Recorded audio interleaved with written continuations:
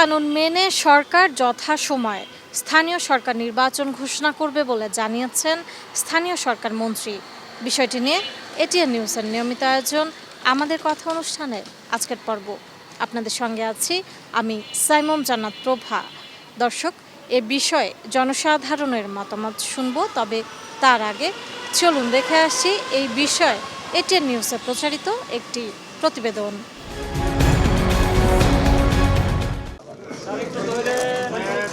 রোববার সচিবালয়ে নিজ দপ্তরে প্রথম কর্মদিবসে স্থানীয় সরকার বিভাগের কর্মকর্তাদের সঙ্গে মতবিনিময় করেন স্থানীয় সরকার মন্ত্রী ডক্টর আব্দুল মঈন খান।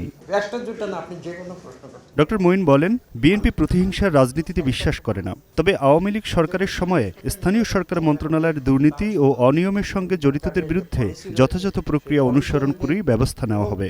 জনগণের ইচ্ছার প্রতিফলন ঘটানোর জন্যই আমরা এদেশে যে কয়েকটি নির্বাচন, আপনি সিটি কর্পোরেশন বলেছেন, সিটি কর্পোরেশন নয়, এখানে বিভিন্ন স্তরে নির্বাচন রয়েছে, পাঁচটা স্তরে এখানে নির্বাচন, প্রত্যেকটি স্তরে নির্বাচন হবে এবং সত্যিকার অর্থে জনগণের প্রতিনিধিরা সেই নির্বাচনে নির্বাচিত হোক, এটাই আমাদের প্রত্যাশা।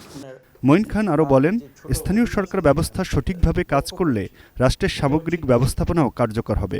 সরকার সব মানুষের সেবা করবে, এটা সত্যি, কিন্তু আমাদের মূল লক্ষ্য থাকবে কিন্তু সমাজের ভাগ্যাহত, দরিদ্র, যারা আন্ডার প্রিভিলেজ তাদের। রোববার সচিবালয়ে প্রথমবারের মতো অফিস করে মন্ত্রণালয়ের কর্মকর্তাদের সঙ্গে শুভেচ্ছা বিনিময়কালে তথ্যমন্ত্রী আন্দালিব রহমান পার্থ বলেন, সরকারের কাজ জনগণের কাছে বিশ্বাসযোগ্যভাবে তুলে দেওয়া এবং মানুষের সঙ্গে সরকারের সম্পর্ক আরও দৃঢ় করাই তার মন্ত্রণালয়ের অন্যতম দায়িত্ব। অত্যাচার বা যেভাবে গণতন্ত্রের মুখ বন্ধ করা হয়েছিল, অন্যান্য যা যাই আছেন সংবাদ মাধ্যমের মাধ্যমে কিন্তু আমরা জানতে পেরেছি। তথ্যমন্ত্রী আরও বলেন, গত 17 বছরে গণতন্ত্র প্রতিষ্ঠার যে লড়াই হয়েছে সেখানে সংবাদ মাধ্যমেরও গুরুত্বপূর্ণ ভূমিকা ছিল। মন্ত্রণালয়ের দায়িত্ব গণমাধ্যমকে নিয়ন্ত্রণ করা নয়, বরং প্রয়োজনীয় ক্ষেত্রে নিয়ন্ত্রক সংস্থাগুলোর সঙ্গে সমন্বয় করা। আমাদের মাথায় রাখতে হবে যে আমরা অবশ্যই এই মন্ত্রণালয়ের দায়িত্ব রেগুলেট করা, বাট কোনোভাবেও যেন আমরা কন্ট্রোলে না যাই। মাথায় রাখতে হবে যে আমাদের সকলেই কর্মে, আমি কথা বলি বারবার বলি, বিকজ 17 বছরে একটা ওয়েতে সারা বাংলাদেশ চলেছে। It is very difficult to change the system, because সিস্টেমের মধ্যে তো পড়ে যায়। নতুন দায়িত্ব নিয়ে বেসামরিক বিমান পরিবহন ও পর্যটন খাতে গতি আনার কথা জানান মন্ত্রী এম রশিদুজ্জামান মিল্লাত। এক্ষেত্রে মন্ত্রণালয় ও তার আওতাধীন সংস্থার সমন্বয়হীনতা দূর করাকে অগ্রাধিকার রেখেছেন তিনি। মধ্যপ্রাচ্যের ফ্লাইট আমরা অনেক বাড়াতে চাই। আমরা যতদূর সম্ভব বিমানের সক্ষমতা অনুযায়ী আমরা লিজগুলি করব। হজরত শাহজালাল আন্তর্জাতিক বিমানবন্দরের তৃতীয় টার্মিনাল 16 ডিসেম্বর আংশিক চালু করার পরিকল্পনার কথা জানিয়ে মন্ত্রী বলেন, বিমানের বহরে শিগগিরই 10টি লিজকৃত বিমান যুক্ত করা হবে। কক্সবাজার ইন্টারন্যাশনাল এয়ারপোর্ট আমরা অক্টোবরের মধ্যে ইনশাল্লাহ স্টার্ট করব। ফ্লাইট সংখ্যা অভ্যন্তরীণ বাড়ানোর আমাদের আপাতত চিন্তা নেই, যেগুলো আছে চলছে ভালো, এবং বাজেট এয়ারলাইন আনার জন্য আমরা চেষ্টা করছি, কম পয়সায় যাত্রীরা যাতে সব অভ্যন্তরীণ এবং ইন্টারন্যাশনাল ভ্রমণ তারা করতে পারে।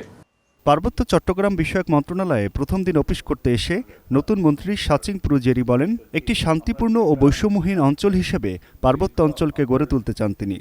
এই হেলথ থেকে শান্তি, সম্প্রীতি, সংহতি, সুষম বন্টন এবং বৈষম্যমুক্ত পার্বত্য অঞ্চল হিসাবে গড়ে তোলার ব্যাপারে আমি প্রতিশ্রুতিবদ্ধ। ধন্যবাদ। Aminul Islam, ATN news, Dhaka. দর্শক, এতক্ষণ প্রতিবেদনটি দেখলেন, এবার চলুন দেখে আসি কি বলছেন সাধারণ মানুষ। নির্বাচন তো আমাদের যথাসময় হওয়া উচিত ছিল, এখনও হয়নি বলে আমাদের বিভিন্ন সুযোগ সুবিধাতে আমরা নাগরিকরা বঞ্চিত। প্রশাসক দিয়ে তো দেশ চলে না, কিন্তু যেহেতু জাতীয় নির্বাচন হয়ে গেছে, এখন অচিরেই স্থানীয় সরকার নির্বাচন দেওয়া জরুরত মনে করি আমি নাগরিক হিসাবে। লোকাল নির্বাচনটা হওয়া দরকার। কেন দরকার? আমাদের যে নাগরিক সুযোগ সুবিধা, আমরা আমাদের নাগরিক সুযোগ সুবিধা পেয়ে থাকি স্থানীয় সরকার থেকে। আপনার জন্ম নিবন্ধন কার্ড, মৃত্যু সনদ থেকে শুরু করে বিভিন্ন ভাতা সরকারের, সেটা আমরা মূলত স্থানীয় সরকারের মাধ্যমে জনগণ পেয়ে থাকে। এই জন্য স্থানীয় নির্বাচনটা হওয়া খুব জরুরি। গ্রামে যে বিভিন্ন সালিশ বিচার, যাদের কোর্টে যাওয়ার সামর্থ্য নাই, থানায় যাওয়ার সামর্থ্য নাই, গ্রামের যে জটিল কুটিল রাজনীতি, ভিলেজ পলিটিক্স, এটা সমাধান করতে পারে একমাত্র স্থানীয় সরকার। কাজেই স্থানীয় সরকার নির্বাচনে কোনো বিকল্প নাই। এই ক্ষেত্রে আমাদের সাধারণ জনগণের স্থানীয় পর্যায়ের নির্বাচন মানে দীর্ঘদিন না থাকার কারণে সাধারণ জনগণ ভোগান্তিতে আছে। যেমন আপনার ধরেন ইউনিয়ন পরিষদে গেলে আমরা সঠিক সেবাটা পাই না, যার জন্য আমি মনে করি যথাযথ সময়ে স্থানীয় সরকার নির্বাচনটা হওয়া খুব গুরুত্বপূর্ণ। আমাদের কথা নোয়াখালী থেকে স্বাগত জানাচ্ছি ফজল ইসলাম জাহান। নিয়মকানুন অনুসরণ করে সরকার যথাসময়ে স্থানীয় সরকার নির্বাচন ঘোষণা করবে, এ বিষয়ে নোয়াখালীর সাধারণ মানুষ কি ভাবছেন জেনে আসি।